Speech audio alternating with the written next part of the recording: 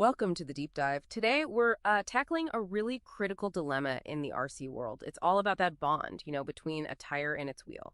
Now, for modern high performance stuff, one adhesive is king, but for the vintage collector, it actually creates a pretty big problem. So, our mission in this deep dive to unpack the old champion CA glue against, well, a bit of a surprise challenger from the hardware store, 100% silicone sealant. We'll dig into what they do well, where they fall short, and hopefully help you figure out the best choice for your own RC passion.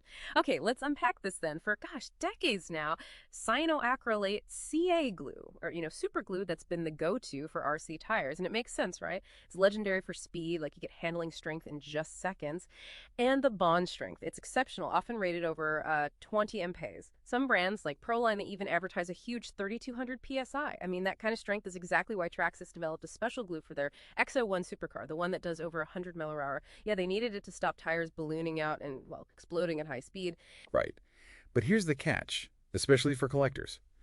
While that strength is absolutely essential for modern racing, it creates an almost heartbreaking problem for vintage guys. Even with the rubberized CA glues, which are a bit more flexible, the main issue is still there. Once it's cured, getting a tire off without wrecking it, or worse, destroying a valuable, maybe irreplaceable vintage wheel. It's nearly impossible. Oh, I bet. Shredded tires, wheels just covered in that crusty old glue. Exactly. And for collectors, destroying those rare parts, that's a much bigger failure than just not finishing a race, a DNF. And the ways people try to get CA off, they're pretty aggressive. Yeah. Acetone soaking, that can soften, warp, or even dissolve older plastics. Think about a brittle 1986 Tamiya Blackfoot wheel or maybe a 79 Sand Scorcher rim. Oof, yeah. And boiling or baking them off. You risk permanently warping the wheels. Plus, frankly, the fumes are nasty. It really makes you ask. Yeah. Is maximum strength always the best thing? That's the core dilemma, isn't it? So what if you need something totally different? And this is where 100% silicone sealant comes in. The clear stuff you grab at the hardware store, maybe like Gorilla Clear silicone. It seems unconventional, but people are finding it surprisingly effective. Key things are, it stays flexible permanently, handles a huge temperature range, like medical 40 up to 350 Fahrenheit, and it's tough and waterproof. Yeah, and the real genius of it, especially for vintage enthusiasts, is that it's reversible. The bond it makes is, well, strong enough for lower power setups. It stops the tire slipping on the rim. Okay. But here's the magic part. It lets you peel the tire away from the wheel later without any damage. You preserve those rare vintage bits. It's beautiful. Oh, that's huge for preservation. Totally. Plus, putting it on and cleaning up any mess is way easier, much more forgiving than CA glue. And let's be honest, it's cheaper too. Okay, so silicone sounds pretty great for collectors then. Is it like a magic bullet, or are there downsides we need to think about? Definitely not a magic bullet, no. It solves that one big problem, preservation, but it brings its own limits, especially if you're thinking about modern high-power RC. Right, the brushless stuff. Exactly. The bond strength is just way, way lower than CA glue. If you put silicone on a modern buggy or truck with a powerful brushless system, it will fail. The tire will just spin on the rim. Ah, okay. So not for speed demons then. Not at all. And the other thing is cure time. It's much slower. You need minimum 24 hours, maybe even 48, for it to fully cure and get its full strength. CA is ready in minutes, if not seconds. Yeah. But what's really fascinating is how the vintage Tamiya community, specifically, really latched onto this good enough idea with silicone.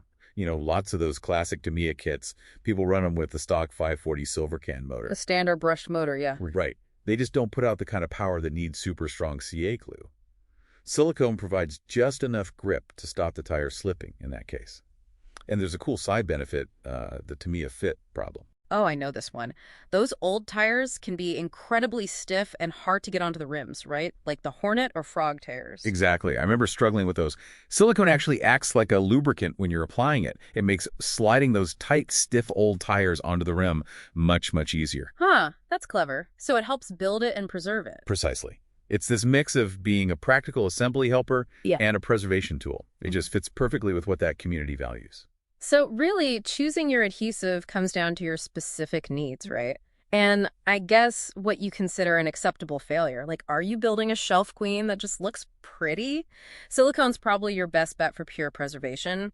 But if it's a high-power resto mod, a vintage car souped up with modern power, then you absolutely need CA glue. Performance, safety, grip. It's non-negotiable there. Silicone just won't cut it. And the process, the workflow, is totally different too. CA glue, it demands precision. You got to clean everything meticulously, use fine applicator tips, maybe glue just one side of the tire bead at a time. It's unforgiving if you mess up. Right, get it on your fingers and you're stuck. Yeah. Silicone, though, it offers patience. You can run a nice bead around, smooth out any extra that squishes out, but then you have to wait. That 24 to 48-hour cure time is crucial. No shortcuts. So in the end, it's not really about one being absolutely better than the other. It's more about picking the right tool for the job you need to do. It depends entirely on your priorities. Are you chasing maximum performance or aiming for maximum preservation? Which, raises a good question for everyone listening. Yeah. How will you secure your RC future? The hobby's always changing, always innovating. Think about things like beadlock wheels becoming more common, totally glue-free mounting, Yeah, those are great. or even molded silicone tire inserts replacing foam. It shows how inventive the RC community is, always finding new ways to tackle these challenges, like getting that perfect tire bond. So maybe take a look at your own RC models, your collection. Think about how this deep dive might change how you approach mounting those tires next time.